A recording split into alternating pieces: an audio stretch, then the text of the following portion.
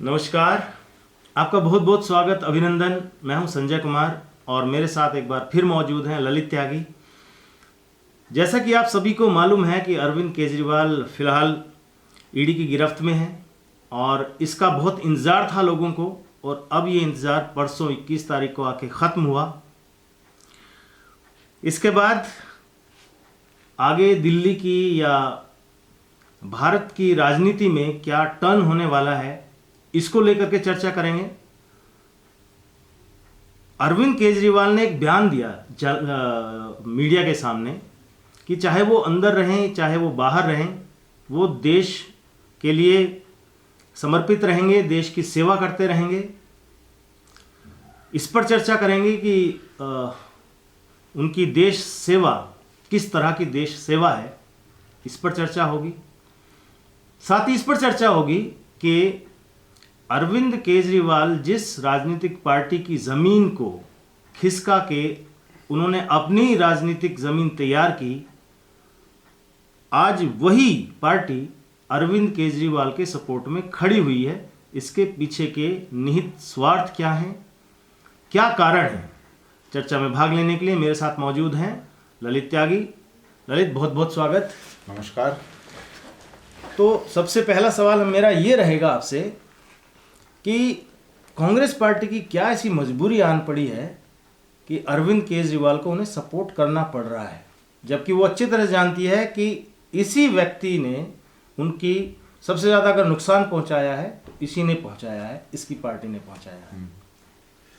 ये तो आने वाला वक्त बताएगा संजय कि केजरीवाल के पास ऐसा क्या, कौन सी फाइल पड़ी हुई है जिसको कांग्रेस आज इतना सब गुजर जाने के बाद भी कांग्रेस को समर्थन करना पड़ रहा है केजरीवाल के कारनामों पे। मतलब आप इस नज़रिए से इसको देख रहे हैं कि ऐसा भी हो सकता है कि कोई ऐसा राज अरविंद केजरीवाल के पास है जिसके डर की वजह से हो सकता है ना। ये संभावना है। आप सोचो ना, शराब के घोटाले की शुरुआत किसने की थी, इसको उजागर किसने किया? जो कांग्रेसी अधिकतर कहते थे कि वो किसने किया, वो तो जो दिल्ली सरकार में सेक्रेटरी थे उन्होंने किया था। लेकिन हाँ, शिकायत करने वाले मगर वो बड़े नेता थे, इन्होंने आगे बढ़ के उसको ले गए थे। तो उसके बाद तो केजरीवाल शराब की घोटाले की जांच के लिए तो पहले कांग्रेस ही हुए थे, आज उसको बचाने में लगे हुए हैं, आज उसको समर्थन कर रहे हैं कि गिरफ्तार कर लिया जी, तानाशाही है। तो ऐसा क्या है, क्या मजबूरी है कांग्रेस की? जो अब देखो ना, उत्तराखंड की सरकार, उत्तराखंड के पिछले चुनाव में, विधानसभा चुनाव में कांग्रेस को नुकसान किसने किया? केजरीवाल ने। गोवा में किसने नुकसान किया? केजरीवाल ने। गुजरात में बीजेपी की अपूर्व विजय का कारण कौन था? केजरीवाल। जो बीजेपी ने वहां पे 75-85% के स्ट्राइक रेट से सीटें जीती हैं इस बारी विधानसभा में, उसका क्या रीजन था कि वहां पे ट्रायंगल फाइट हो गई थी और कांग्रेस के और जो वोट थे वो बट गए थे दो जगह, बीजेपी का अपना वोट प्लस में चला गया था। ये कांग्रेस का एक भाई चरित्र भी तो हो सकता है कि भाई कल इसी बात का वो विरोध कर रहे थे, कह रहे थे कि स्कैम हुआ है, शिकायत कर रहे थे, आज वो सपोर्ट में है। हो सकता है 4 दिन बाद वो फिर तो विरोध कर रहे हैं। कल तक स्कैम था, आज वो स्कैम खत्म हो गया गिरफ्तारी में। पिछले अभी 15-20 दिन तक पहले, सबसे बड़ा बात, संदीप दीक्षित। हाँ, मुझे भी हैरानी उसी चीज की है। संदीप दीक्षित जो पीछे तक केजरीवाल के लिए पता नहीं किस शब्दों का यूज कर रहे थे, और उनका जायज थी क्योंकि शीला दीक्षित उनकी मदर थी और उनकी मदर के साथ जिस तरह केजरीवाल ने किया है तो उनकी बात जायज थी। मगर आज संदीप दीक्षित इनके साथ खड़े हैं, तो इससे कांग्रेस का चरित्र पता चलता है कि कांग्रेस कुछ भी कर सकती है।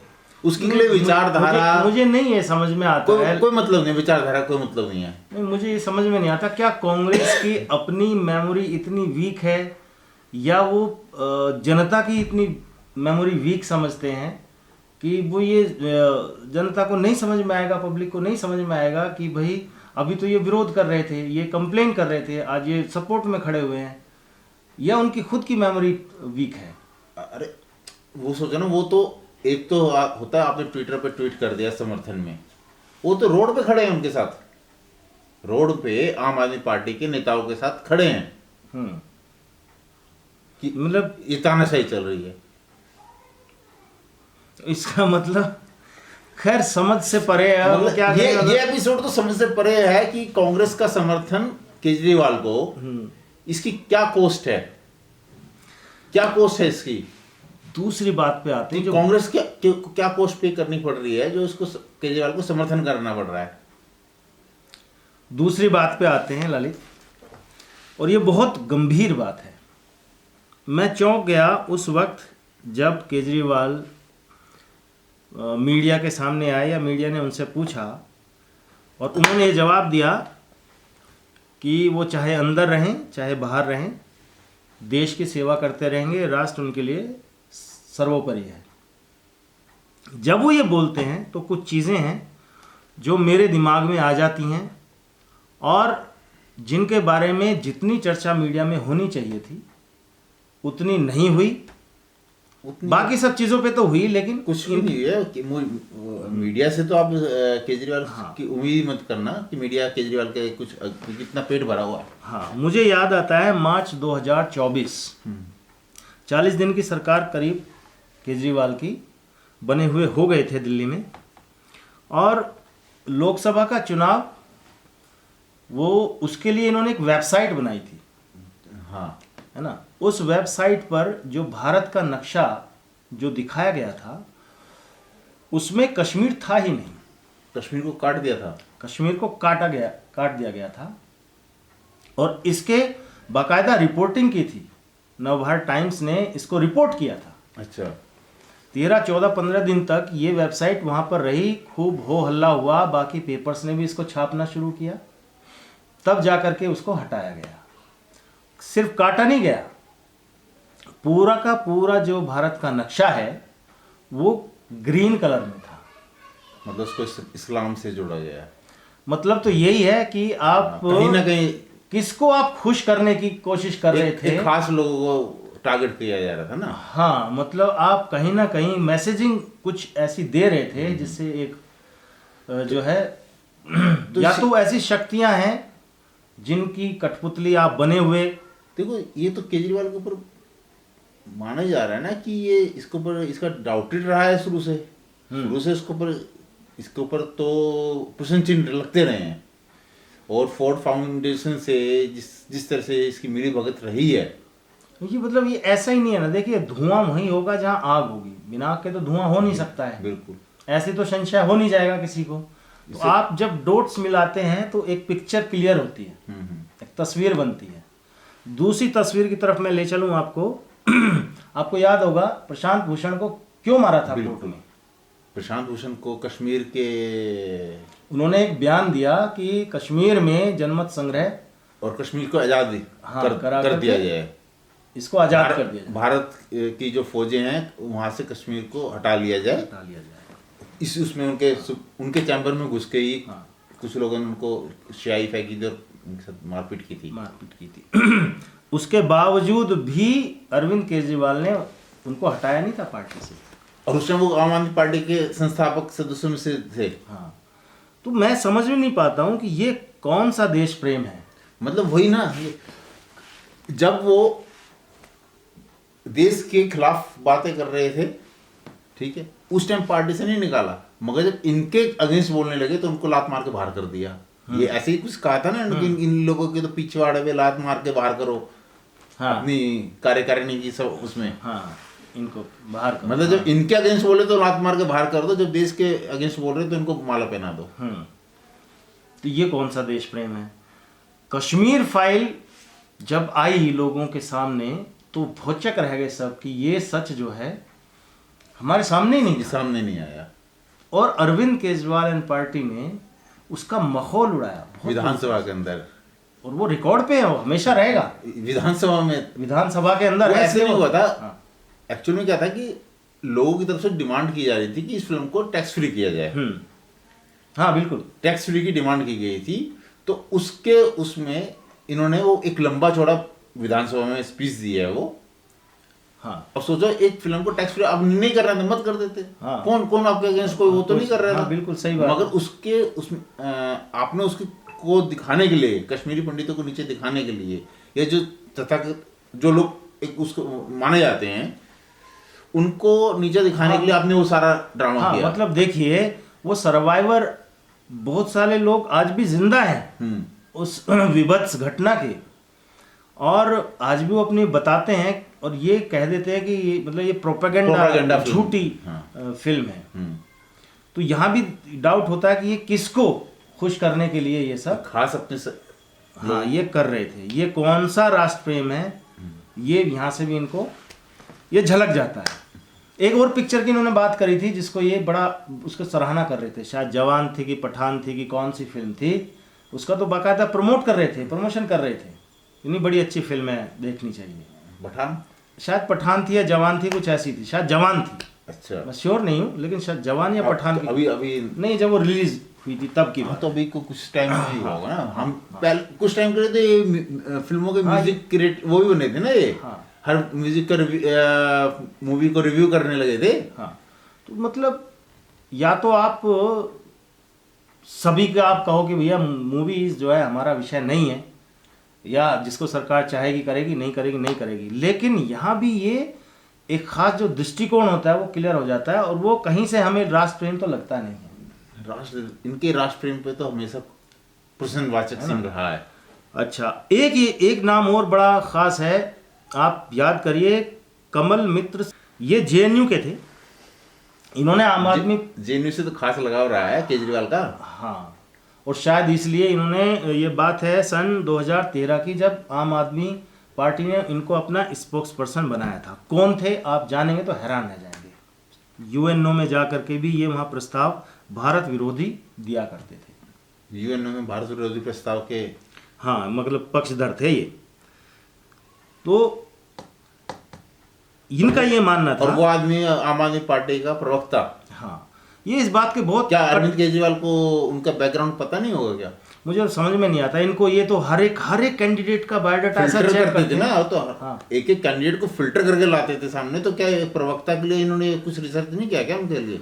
हाँ, और ये जो है इसके पक्षधर इस बात के थे कि कश्मीर को भारत से अलग कर देना चाहिए। सोच तो वही आ गई ना भाई, कश्मीर को लेके अरविंद केजरीवाल का हाँ। एक ये एजेंडा, कश्मीर फाइल को लेकर एजेंडा, बिल्कुल। इनके वेबसाइट पे कश्मीर का एजेंडा और प्रशासन भूषण का वक्तव्य, मतलब ये व्यक्ति तो ये चारों चीजें से चारों चीजें कनेक्ट कर रहे हैं कि ये इनको कश्मीर से, कश्मीर का भारत में अलग चाहिए। हाँ अलग चाहिए। और ये कौन मांगता है?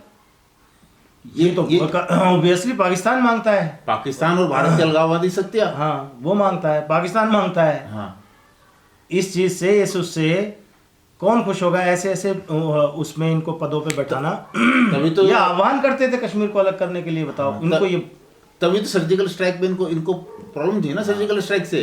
यही नहीं रुकते ये।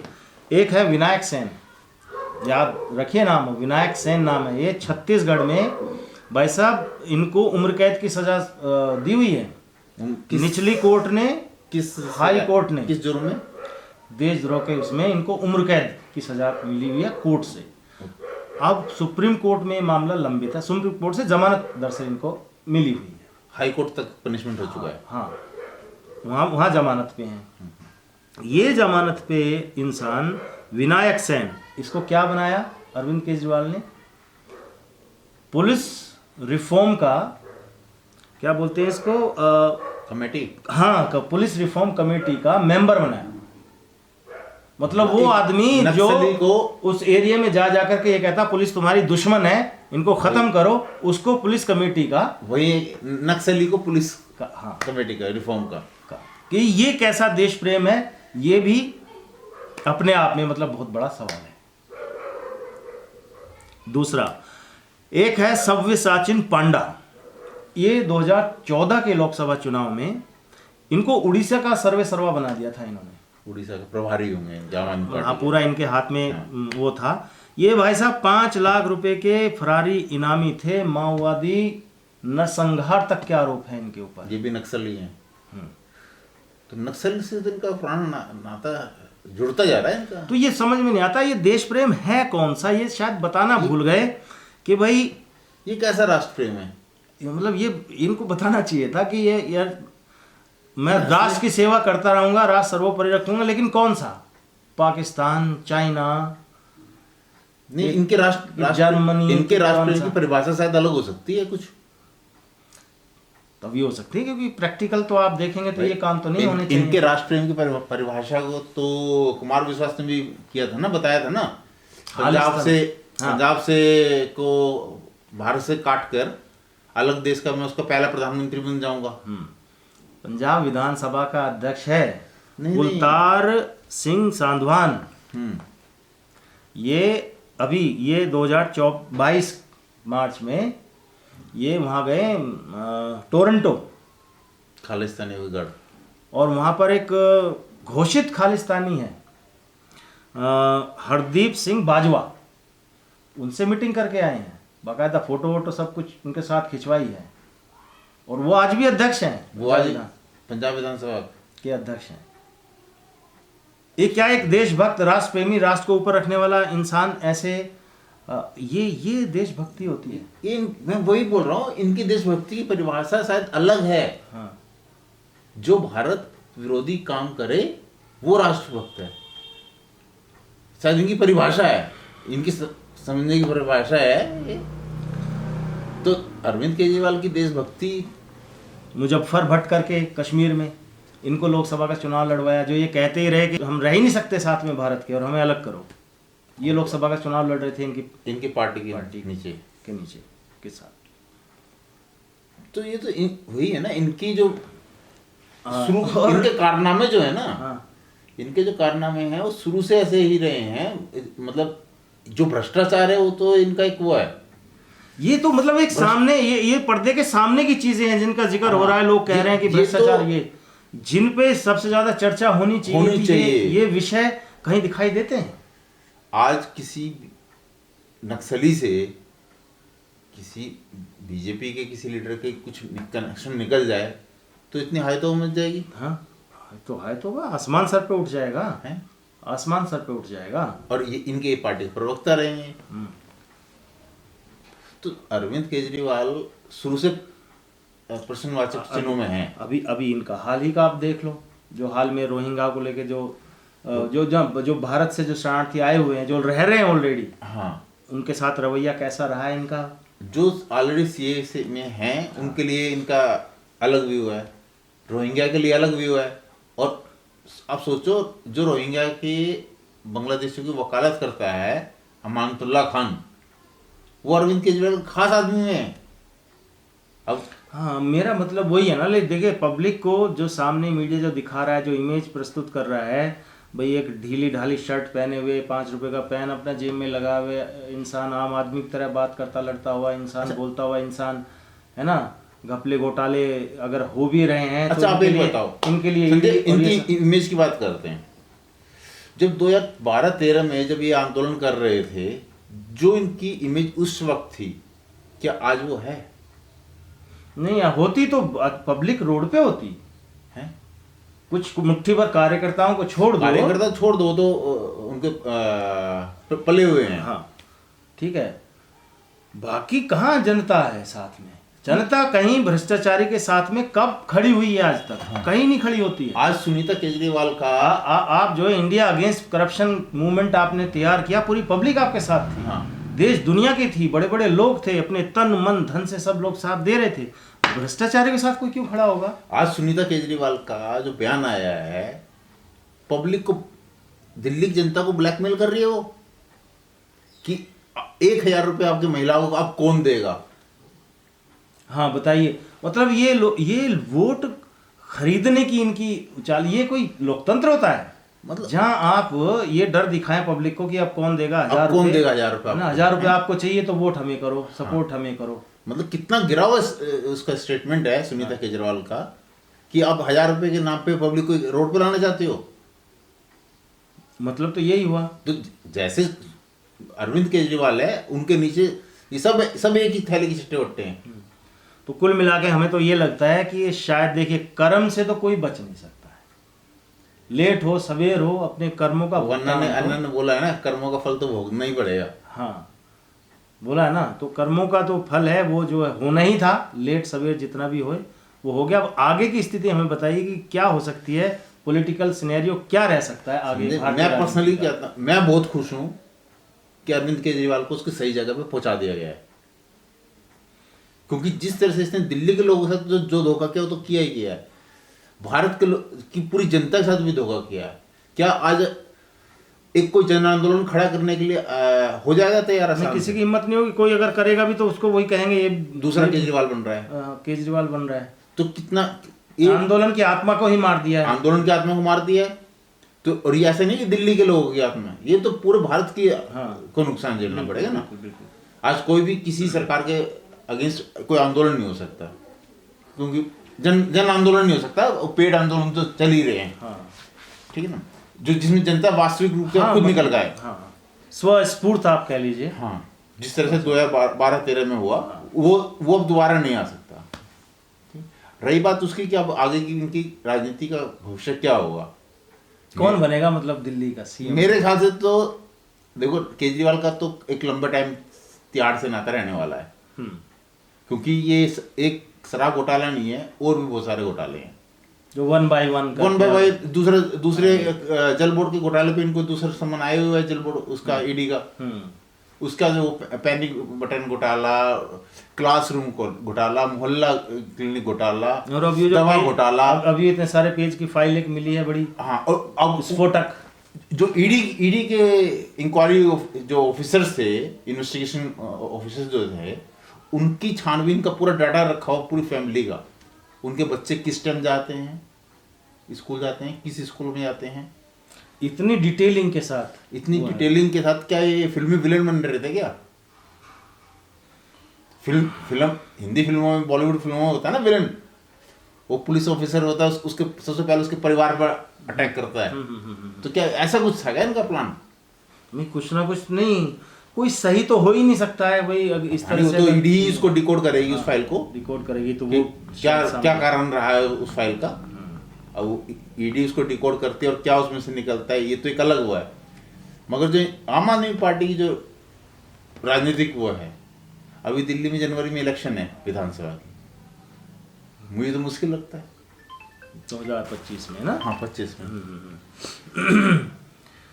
तो बाकी इनकी पार्टी का भविष्य क्या रहने वाला है, ये तो शायद आसमान पे लिखा हुआ आजकल। अब अधिकतर लोग कह रहे हैं कि इसका भविष्य कोई उज्जवल नहीं रहा है। सही कह रहे हैं आप। चलिए, बहुत अच्छी रोचक चर्चा रही, और उम्मीद करते हैं कि आज ही आपके थ्रू पता चला कि इनके तो ये भ्रष्टाचारी के साथ साथ राष्ट्रद्रोह भी है। हाँ, इसको उसी श्रेणी में रखा जाएगा वैसे तो, और बाकी जनता तय करे, और इस देश की जो एजेंसीज हैं वो तो उनकी जिम्मेदारी बनती है कि इन सब चीजों को देश के सामने लाएं, काम करना चाहिए इस वाले उस पे कि इनके नक्सलवादियों से क्या रिलेशन रहे हैं, और खालिस्तानियों से तो खैर काफी कुछ उजागर हुए इनके, और पाकिस्तान से क्या रहे हैं इनके। चलिए, बहुत धन्यवाद आपका संजय। ठीक है, आखिर केजरीवाल को फंसा ही दिया जहां उसकी जगह थी। तो आपसे गुजारिश है कि इस वीडियो को ज़्यादा से ज़्यादा शेयर करें ताकि लोग जागरूक हों, और आगे आने वाले समय में राजनीति में क्या चेंजेस होंगे इसके लिए फिर से एक बार बैठकर हम चर्चा करेंगे। तब तक के लिए हमें इजाज़त दीजिए, जुड़े रहिए हमारे साथ। बहुत बहुत धन्यवाद। जय हिंद, वंदे मातरम। नमस्कार।